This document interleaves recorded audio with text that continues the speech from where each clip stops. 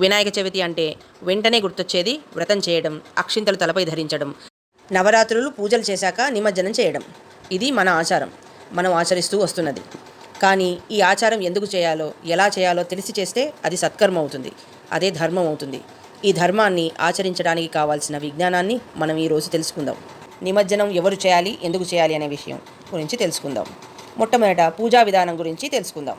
గణపతి పూజలో ప్రధానమైనది గణపతి విగ్రహం, గణపతి ప్రతిమ. విగ్రహం ఎలా ఉండాలి అంటే గణపతి కూర్చొని ప్రసన్నంగా ఉన్నటువంటి ప్రతిమనే ఎంచుకోవాలి. ఆయన ఒక పాదం నేలపై ఉండేలా చూసుకోవాలి. తొండం ఆయనకు ఎడం వైపు తిరిగి ఉండాలి. ఉండ్రాళ్ళు లేదా లడ్డూలు ఉండేటట్టు చూసుకోవాలి. అలాగే ఎలుక కూడా ఉండి తీరాలి.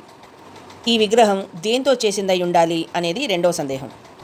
ఇది తెలుసుకునే ముందు అసలు నిమజ్జనం ఎందుకు చేయాలో చూద్దాం.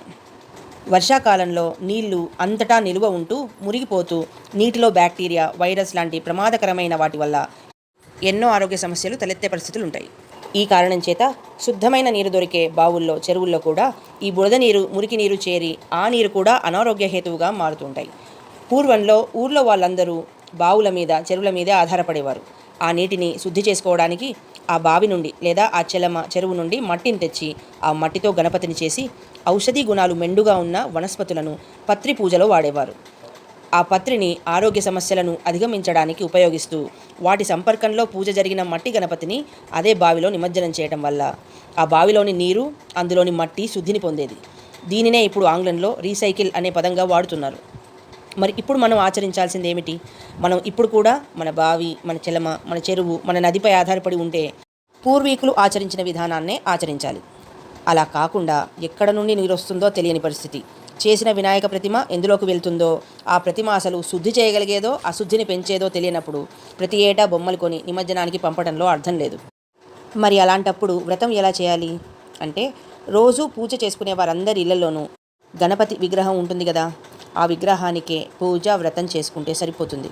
ఈ విగ్రహాన్ని పంచలోహాల్లో ఒకదాంతో అంటే బంగారం, వెండి, ఇత్తడి లాంటి దాంతోనైనా లేదా మట్టితోనైనా నిర్మించిందైనా సరే కొనుక్కోవచ్చు. రోజు పూజ చేయము, అసలు పూజా విగ్రహాలు మా ఇంట్లో లేవు అనుకుంటే ఆది పూజ్యుడైన గణపతి విగ్రహం కొనుక్కోవచ్చు. నిమజ్జనానికి పంపే అవసరం లేదు. ఆ విగ్రహానికి పూజలయ్యాక కదిల్చి దాచిపెట్టుకుని మళ్ళీ ఏడాది పూజ చేసుకోవచ్చు. ఇలా ప్రతి ఏటా అదే విగ్రహానికి పూజ చేసుకోవచ్చు.